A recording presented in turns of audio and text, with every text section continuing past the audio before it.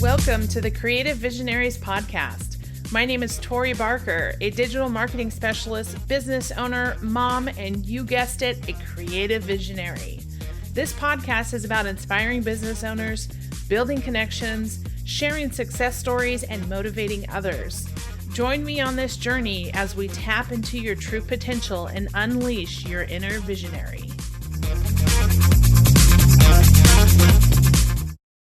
Hi, everyone. Thanks so much for joining us again on the Creative Visionaries podcast. Today, I have the pleasure of introducing you to my guest, Christi Powell. Christi is the WBE Market Manager for 84 Lumber and the co-host of the podcast Women Talk Construction. Christi, welcome on the show. Hi, thank you for having me. I'm really honored to be here. So tell us a little bit more about who you are and what you do. So, as a market manager for WBE for 84 Lumber Company, we're a women-owned building supply company. So I get to, handle all the women business enterprise business for the company, which means, we kind of wear a different hat every day, it seems like. We support our sales team. 84 Lumber Company is the largest privately held building material supplier in the United States. And we have 260 locations, 33 manufacturing facilities, and 14 commercial hubs. So I get to do that. I have a team of folks that I work with that are amazing. We handle government sales, and because we're women owned, we do get asked a lot to do business with government entities and private investors because we are women owned, and now those qualifications and the requirements now that are being met on projects. I get to help with that and make sure that all that is in compliance and handled properly. I love that. So with the co-host thing, I can tell you a little bit about that. Yeah, talk about Women Talk Construction. Angela and I started that just about 7-8 months ago. And we had heard so many stories around the country. For me, she's more localized, but we were hearing all these stories from amazing women that were in the field. And some of them are challenging, some of them just mind blowing how authentic, vulnerable, and real they are, and how great they are at their jobs.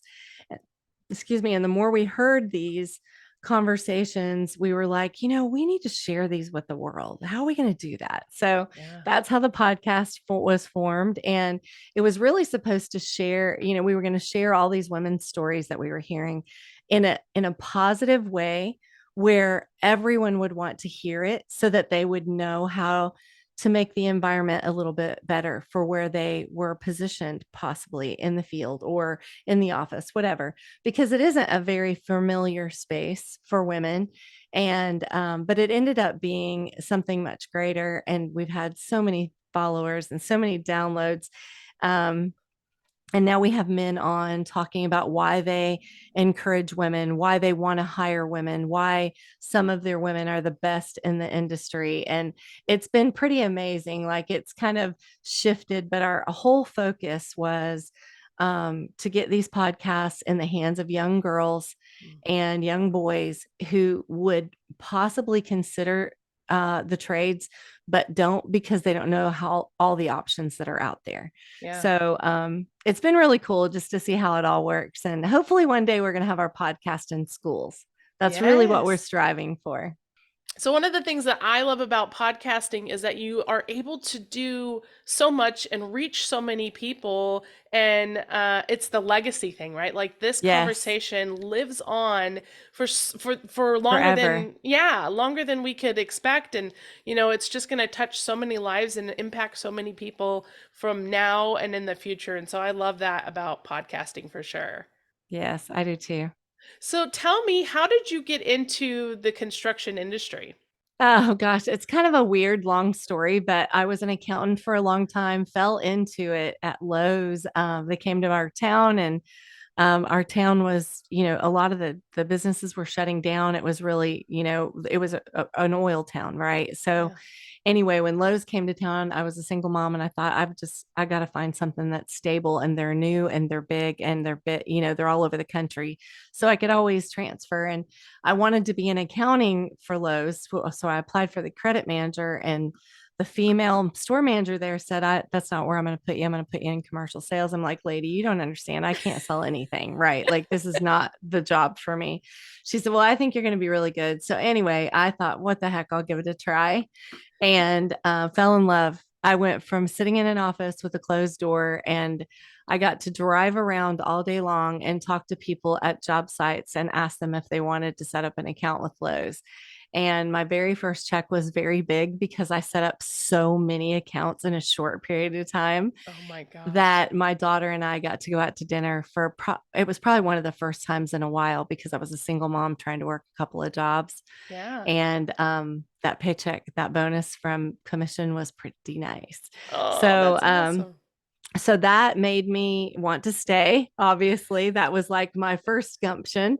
And then, one of the builders took me under his wing that I met and got an account set up. And rolled out a set of blueprints in front of me, and I fell in love with them. Literally fell in love with it because I math English brain, Yeah. and so I could read it pretty easily. I did a lot of the math in my head, and he was like, "Whoa, you just did that in your head." And so he was like, "You're going to be really good at this." And so that was my second gumption, right? Yeah. Somebody of his stature with his own cabinet company and building these humongous houses was telling me, little old me, never been Yeah. in the industry, that you're going to be good at this. So Mm. that was very encouraging. I love that. Yeah, my story, I have been around construction my entire life. My dad is a retired pipe fitter, and so my family's been in construction and always around it, right? So I love that industry, love the people, and I never really thought of myself as going into the construction industry because I couldn't really, do the hard labor. I would always wanted to be in the shop with my dad. I always wanted to help him build stuff and try new things and be hands-on, right? But I was also the creative brain. And so it wasn't until I got into the home building industry and really put those two pieces together, right? My Mm-hmm. creativity and the marketing aspect of it with the construction, because I have the knowledge. It's ingrained in me and my family and my lifestyle. And so it's like Yes. I fit like a glove into this industry. And so I love that I'm able to take my creativity, my innovation, and help those people in that industry. And so for me, it's like exploded since I've put those two Yes. pieces together. So I love that we both have this connection that we love this industry and we're just like Mm-hmm. full steam ahead. Yes, yes. And I love marketing. Like, I didn't think I liked marketing. That was not my thing. But as I took this, I was 27 years boots on the ground, Yeah, literally had lots of customers that followed me to other lumber yards. And it was just because I treated them really well. right. Right. Like, I answered my phone when I needed to answer my phone. I found out information that they needed. I went above and beyond. I found a place of value in their team. Like, if they were missing something, I just found a way to fill that cog for them. Yeah, So I think that just adding value is probably the most important thing that we can do in life, right? When you meet right. somebody new. But I did that for a long time. And 2.5 years ago, I took this role with the corporate office, handling all the women owned business. And so it's been a big change for 2.5 years, but it's also been life changing to be able to breathe life into the younger generation and the Right. women that are entering our field, because it wasn't always easy. Yeah. And I'm hoping that we can make a difference now, you and Mhm. I, Tori, and all the women out there that have been in the industry for a while. So how do you think women coming into this industry, what's our first step, right? How do we get awareness to young women, young children, men and women, right? Because it's all about, mindset Right. for men bringing in and seeing the value in women in construction. What are those steps or what do we need to do to kind of prime the pump for the Yeah. future coming in, ahead of us? So I think the biggest step that we need to take is make sure that these kids know all their options. Mhm. When I was in school, the only option I had, being really good at math and English, was you need to be an accountant, right? Right. That everybody thought that, but nobody took my creativity and my forward thinking visionary mind into consideration. They didn't take my personality into consideration, right? That I Mhm. wasn't going to be happy sitting at a desk for 24 days a week, 24 hours a day, 7 days a week. Yeah. And I'm a workaholic. So that was very boring for me, right? Like I loved my job and I love working, but to sit in the same space all the time. So I think that's number one. I think we need to consider kids' personalities Mm. and give them options and let them try some things, right? We're Yeah. really encouraging these kids. And the second step is get in front of the kids. Right. Yeah. So we're at the career centers at the high school. We're in front of the middle schoolers. We're in front of the colleges on a regular basis. Just because I look like me, there are more conversations being sparked Yeah. by the girls in that room, right? Yeah. Even and the boys need to be in that room too, because they need to understand that there are really good women that have been in the industry for a long time that have made a very successful career out of it, Yeah. right? And I think when women see that you've done that, then they start thinking maybe I can do it too, right? Yeah. And I think showing them all the options they have. Not everybody wants to be in sales, right? I've been in sales and I'm the only female still, I think, that's in sales that's been in my region that's been successful for 30 years, right? Like Yeah. there's not a lot of women that stay in it. It's hard. It's really hard work. Like you really have to, grind, grind, grind, grind. Yeah. And then you have to deal with some things that you don't always want to deal with. But I think that showing them the options that I could have, even showing me, I could have calibrated equipment, Mm. right? Yeah. Driving around in truck for $65 an hour. At 20 years old, I promise you, I would have been like, forget accounting. I'm going to drive the pickup truck and I'm going to go calibrate equipment. So I think that, the options, getting in front of the kids, Mhm. like I said, getting our podcast into schools. That's one of our big missions is we want these boys and girls to hear all of the people that we've met and that we're talking Yeah. to and their careers, because every one of them is so different. Mhm. And they need to know that they could make it on their own if they got good at it, and they could have their own business, right? Right. Right. Because a lot of this next generation, they really want to work for themselves, Mhm. and they need to know that they can, Right.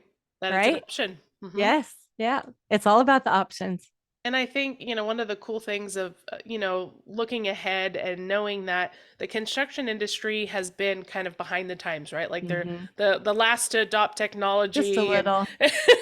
and so I think, forward thinking that women coming into this industry are going to have a different perspective and they're more Yes. innovative. And so there's challenges that the construction industry has now that I think potentially can be resolved Mhm. from a female brain, right? Like there's Right. just a different way of thinking about things, and not to say that men can't Mm-mm. come up with these ideas. It's just that it's a different perspective, and I think that Right. that will change the industry in a lot of ways to have both of those minds bringing Mhm. in and collaborating together. And so for me, I'm a mom of two young boys. And so it's funny because, they're like, "Oh, boys are stronger and boys can do this." And I'm always telling them like girls can do this too. And they're like, "Oh, okay." And so I Yes. and so That helps. Yes. yeah, and so it's like Yes. I want to make sure that I'm, obviously I don't have a daughter to instill these things in, but the Mhm. male perspective is the same thing, right? Like I It want my is. boys to know Yeah. that, you respect a woman and you can take, charge and you can listen to women. They have great Yes. ideas and like work Yes. together. And so I love that I'm, doing my little Molding the part. Yeah, future. doing my Yes. little part with my two little men and, hopefully helping the future, because Mhm. I can see potential for the innovation and the growth of this industry. And so I love being just a little part of what's to come. Well, I'd like to add a little bit to that. So, every demographic needs to be in every business, Hmm. because we need every one of those perspectives, no matter where they came from, what their culture is, what their Absolutely. background is, whether what their gender is. Because when you have a diverse group of people making decisions within a company, the profit Hmm. dollars are huge. Yeah.